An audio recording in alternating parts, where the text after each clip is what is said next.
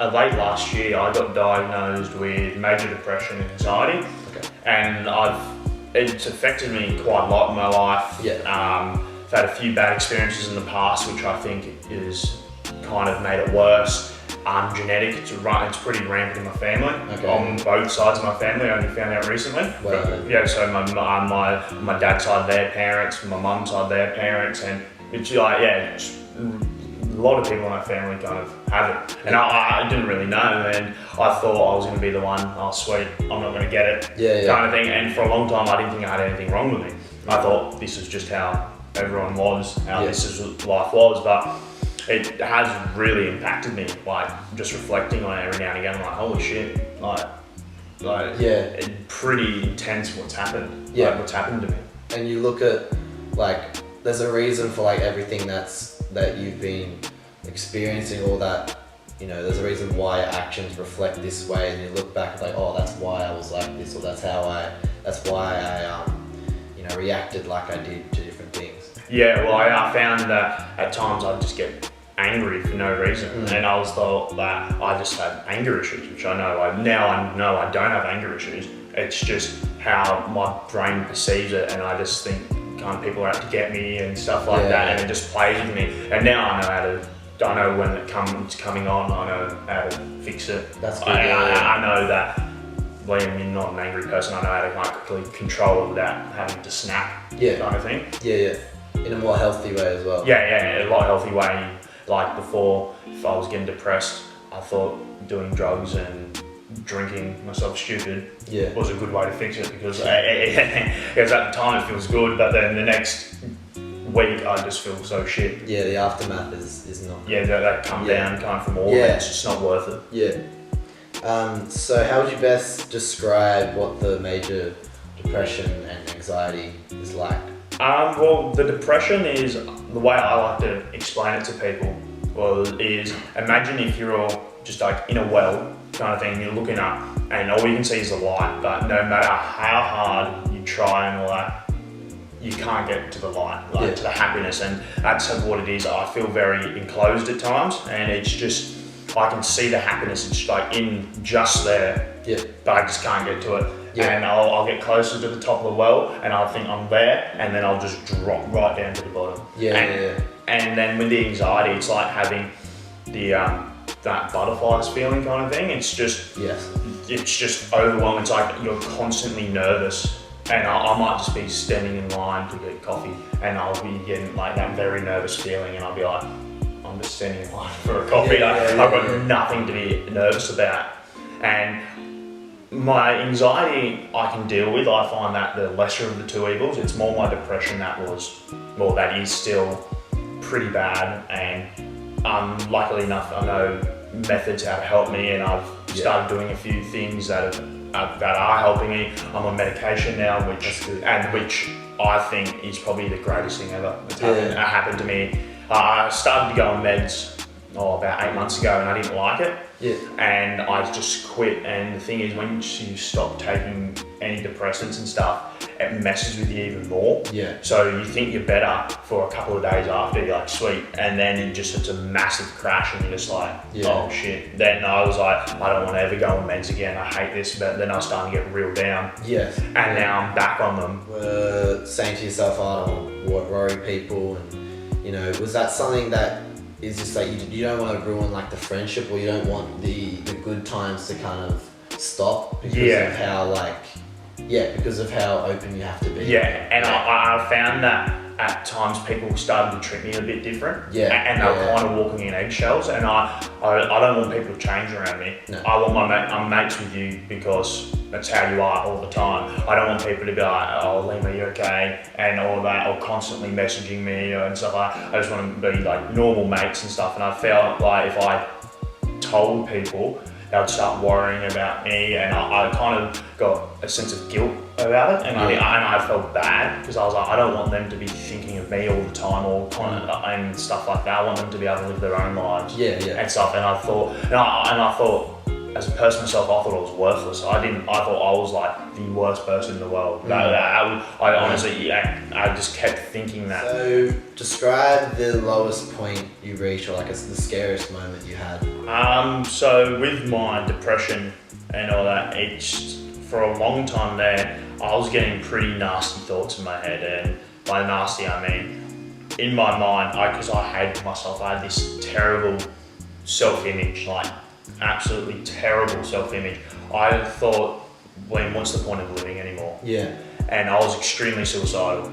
I reckon 12 to 15 times a day, the thought would come into my head saying, "Lee, just kill yourself."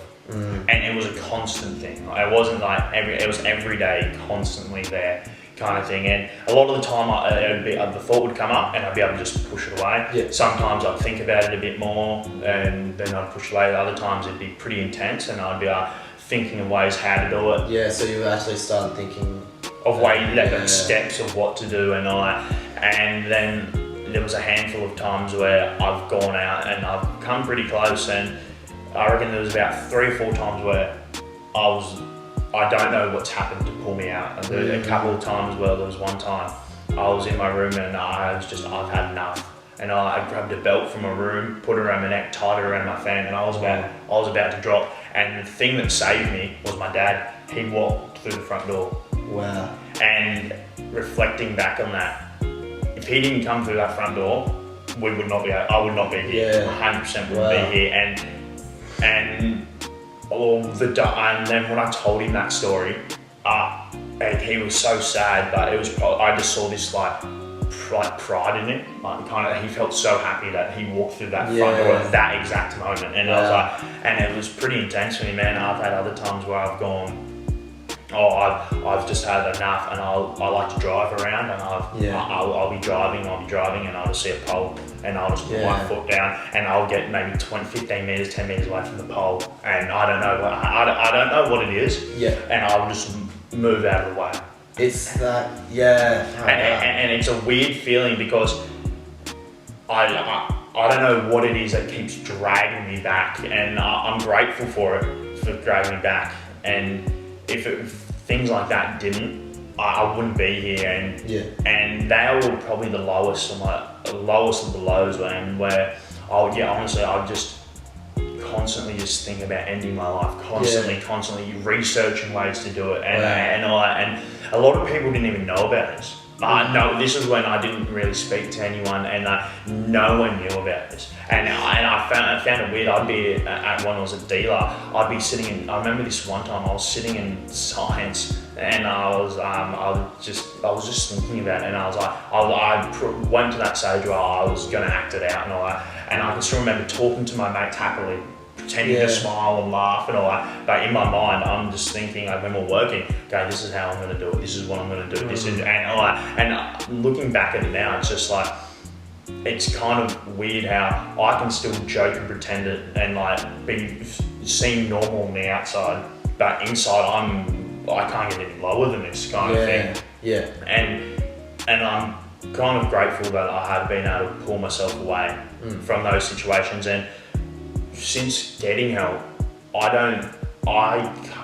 reckon the last time I can't remember the last time I thought about it. Yeah, and that's huge. And this wasn't just going on for like a couple of like months and thing. I reckon since the age of 14 to about 20, I was thinking about this pretty constantly. So, and it kind of became the norm for me, and it was pretty like intense and all that. But I thought it was normal. I thought everyone thought about this kind of thing, and it was for a low part of my life, like for like 6 years basically. That's all that was on my mind, just thinking about it. And it was pretty intense, man. But like we were talking about before, to look from where I was, from that scared young kid in his room about to end it all, to now, I don't want to end it all. And no chance would I want to. Like, I've got so much to live for. I know I've got so much to live for now, man. And it's just how funny how you can go from one extreme to the other in a pretty short like amount of time, kind of thing. Yeah, and you're like, why was I thinking about that then? Look at me now, like, man, this is so good. It's interesting you talk about like something that brought you out and you didn't know what it was, something that stopped you. Yeah. I think to me, it's like a sign that your body's telling you that like it's a subconscious thing, but it's like, yeah, you're meant to be here. Like this isn't how you go. And that was the same thing that happened to me. I don't remember what it was, but something called me out and something like subconsciously said, no, like this is not happening. Yeah, yeah, and it's just a weird thing because at that point in time, that's all you want to do. You just want to end it all, and you don't want to be here anymore. And it's weird how at the last second you just kind of pull out. Yeah. But the thing, I found that if I didn't get to see how, I reckon I would have had too many of those occasions where one time I would have just been like, fuck it. Yeah, it would have actually gone through. It would have actually gone through, kind of thing. And I've had some pretty scary experiences, man, and it's just like, whoa. And like a lot of the things I'm trying to think about what actually set me off in the first place to do that, and I can't find one reason. Talking about your brother and kind of what happened with that and how obviously hasn't affected you well, but yeah, I guess kind of just give people an idea of that situation. So the situation was like pretty messed up. He had a lot of problems. I found out a lot later from my dad, and I thought when we were growing, he was just a bit of a drama queen and all that. I didn't really know what he was going through because I think I was a bit too young to understand it all. Yeah. And I've seen what my dad's hearing what my dad's told me and stuff. He was pretty messed up, and I kind of feel very sorry for him now. And what he was going through, I would not want to wish upon my worst enemy, kind of thing. He'd get voices in his head as well, but his were a lot worse than mine, kind of thing. And when I was talking to my dad and mum about it, but he'd do little things as a kid that would make you feel like that was a bit weird, but he's just a kid and all that. Like, he used to have an imaginary friend as a kid and all that, and every kid has one, kind of thing. And then when you do some things and you're just like, whoa, like it kind of explains his behaviour, and we believe it.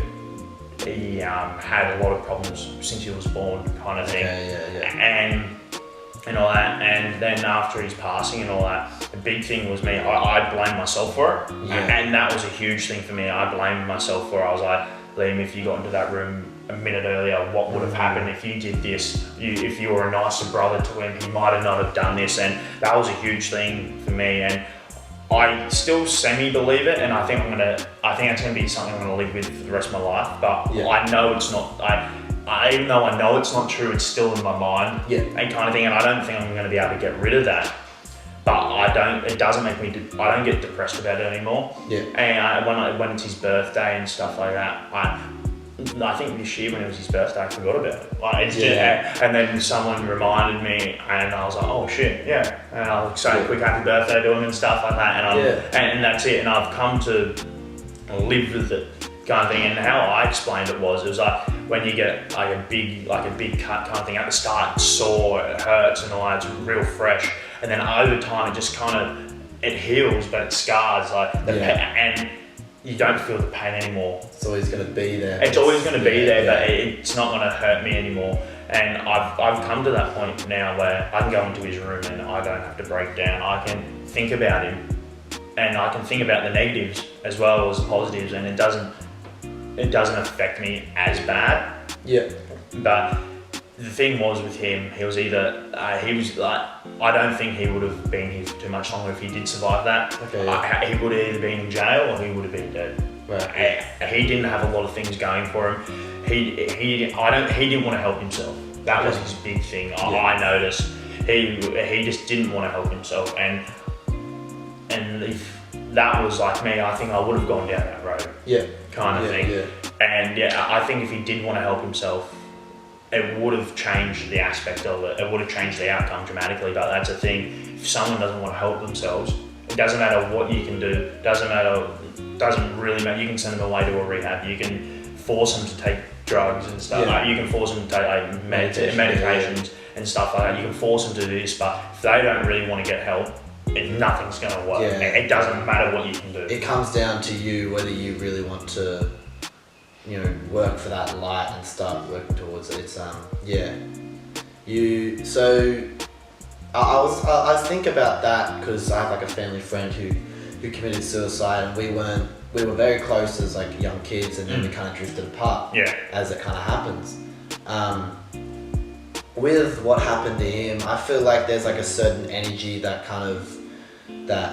like not voodoo and all that shit. I mean, like there's a certain just something that kind of he passed over to me and you know my brothers and our family that is it can make you go either way, but it's something that kind of fuels me to realize that I don't want to end up like that, because I see what happened to him and how that's affected other people, has affected me.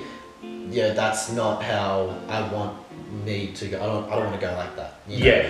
Yeah. And I found that, and I think one of the things when we were talking before about the things that was dragging me back, I think it was my family. Like when that happened and all that, when he passed and stuff like that, I didn't share a lot of emotions. I was kind of the rock for my family.